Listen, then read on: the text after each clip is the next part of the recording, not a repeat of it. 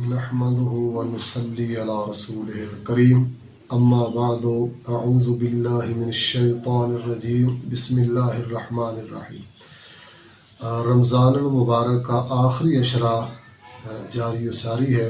اللہ تعالیٰ سب مسلمانوں کو اس سے بھرپور استفادہ کرنے کی توفیق عطا فرمائے۔ یہ رمضان المبارک کا شاید کہ آج کا جمعۃ المبارک رمضان المبارک کا آخری جمعہ ہو، وہ صدقۃ الفطر کے حوالے سے 2-3 گزارشات ہیں۔ سب سے پہلی بات یہ ہے کہ یہ صدقۃ الفطر یہ فرض ہے، اسے رسول اللہ صلی اللہ علیہ وسلم نے فرض قرار دیا ہے۔ اس میں پہلی بات یہ ہے کہ جس آدمی کے پاس کھانے پینے کے لیے کوئی چیز ہے تو ایسے آدمی کو صدقۃ الفطر ادا کرنا چاہیے، اور اگر کسی انسان کے پاس بالکل کھانے پینے کے لیے کوئی چیز موجود ہی نہیں، اس کا وجود ہی نہیں، اور وہ بیچارہ خود خالی ہاتھ بیٹھا ہوا ہے، وہ سوچ رہا ہے کہ مجھے کوئی دائیں بائیں سے اڑوس پڑوس سے کوئی کھانے پینے کی چیز آ جائے گی تو میں کھانا کھا لوں گا، تو ایسے آدمی کے پاس اپنے لیے کھانے پینے کو کچھ نہیں تو صدقۃ الفطر ایسے آدمی پر نہیں ہے، کیونکہ لا یکلف اللہ نفسا الا وسعها۔ علماء نے لکھا ہے کہ ایسی شکل میں صدقۃ الفطر ایسے آدمی سے ثابت ہو جائے گا۔ ہاں، اگر کوئی آدمی اس کو صدقۃ الفطر کی مد میں کوئی اس طرح جنس یا رقم دے دیتا ہے اور اس کے پاس اتنی مقدار میں وہ جنس یا اتنی تعداد میں پیسے آ جاتے ہیں جس سے صدقۃ الفطر ادا ہو سکے، تو پھر اس کو صدقۃ الفطر کسی دوسرے کا صدقۃ الفطر لے کر اس میں سے اس کو اپنا صدقۃ الفطر ادا کر دینا چاہیے، واللہ عالم۔ دوسری بات یہ ہے کہ صدقۃ الفطر عمومی طور پہ بعض لوگ بڑی بحث کرتے ہیں کہ یہ بس آخری راتوں میں آخری دن میں ہونا چاہیے، اور اسی طرح آخری عید سے پہلے اس دن اور اس رات میں ہونا چاہیے، تو جب کہ حدیث پاک میں موجود ہے کہ صدقۃ الفطر کے اوپر زکوٰۃ الفطر کے اوپر حضرت ابو ہریرہ رضی اللہ تعالی عنہ نے وہ جو چور کو 2-3 دن پکڑا تھا، تو ظاہر بات ہے کہ صدقۃ الفطر پہلے جمع ہونا شروع ہو گیا تھا، 3 دن تو لگاتار وہ چور آتا رہا جس کو حضرت ابو ہریرہ رضی اللہ تعالیٰ عنہ پکڑتے رہے، اور وہ منت و سماعت کر کے اپنی جان چھڑاتا رہا، آخرکار اس نے آیت الکرسی بتلائی۔ اس کا مطلب یہ ہے کہ صدقۃ الفطر 2-4-5 دن پہلے بھی ادا کیا جا سکتا ہے۔ صدقۃ الفطر کتنا ادا کرنا چاہیے، اس میں وزن کا بھی اختلاف ہے، اور اس کے اختلاف کی وجہ یہ ہے کہ صدقۃ الفطر جو جس سا کے ساتھ، جسے ہم اپنی زبان میں ٹوپا کہہ لیتے ہیں، یہ ایک برتن ہے، یہ تولنے والا نہیں بلکہ ماپنے والا یہ برتن ہے۔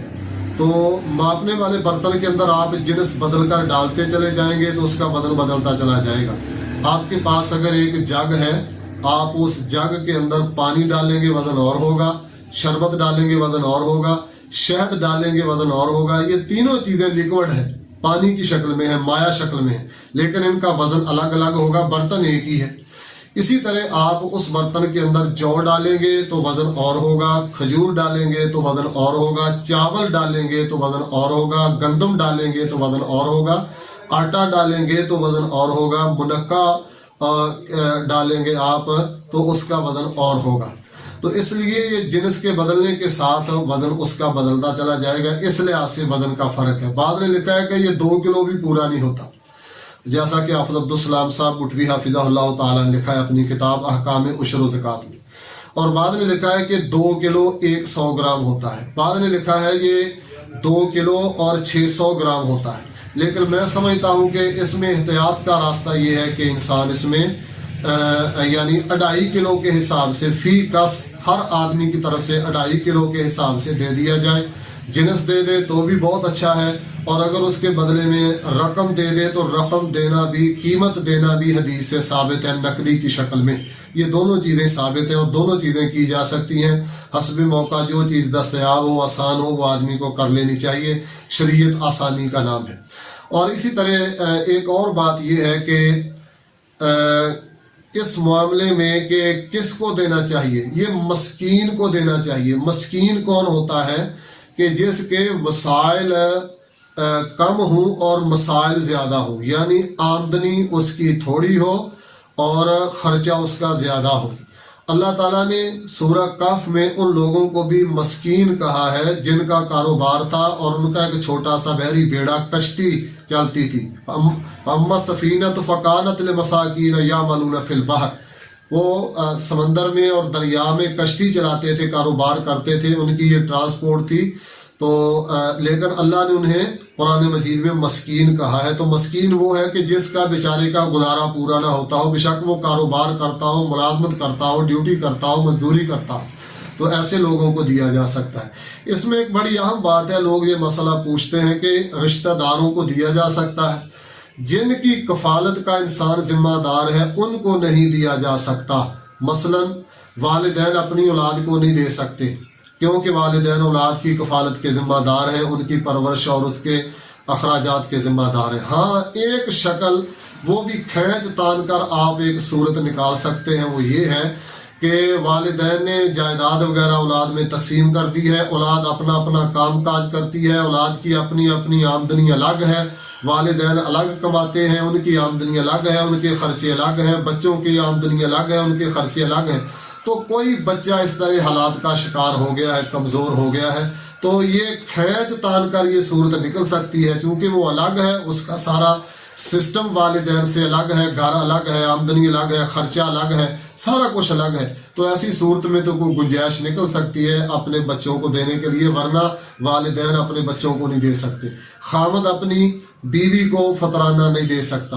اور اسی طرح اولاد کسی صورت میں اپنے والدین کو فطرانہ نہیں دے سکتی، کیونکہ اولاد کے ذمہ فرض ہے والدین کی خدمت کرنا.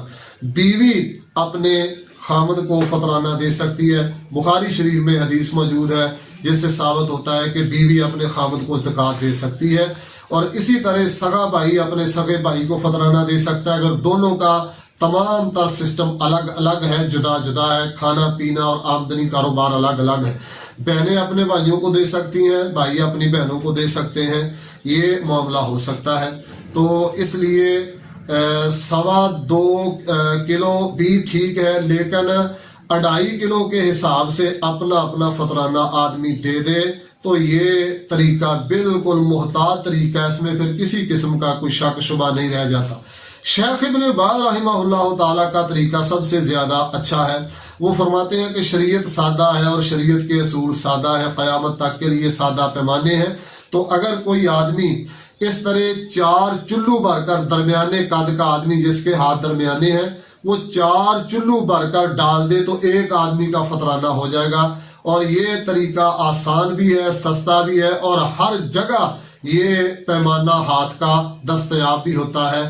تو اس لیے سب سے بہتر یہی ہے کہ آدمی اس طرح ڈال دے اپنا، ورنہ کوئی تول کر لے تو یہ بھی ٹھیک ہے. اللہ تعالیٰ سے دعا ہے اللہ تعالیٰ ہمارے روزے، ہماری فطرانے اپنی بارگاہ میں قبول فرمائے، اور اللہ رب العزت تمام مسلمانوں کی مدد فرمائے، اور اللہ تعالیٰ مسلمانوں کو مزید نیک اعمال کی توفیق عطا فرمائے. السلام علیکم ورحمۃ اللہ وبرکاتہ.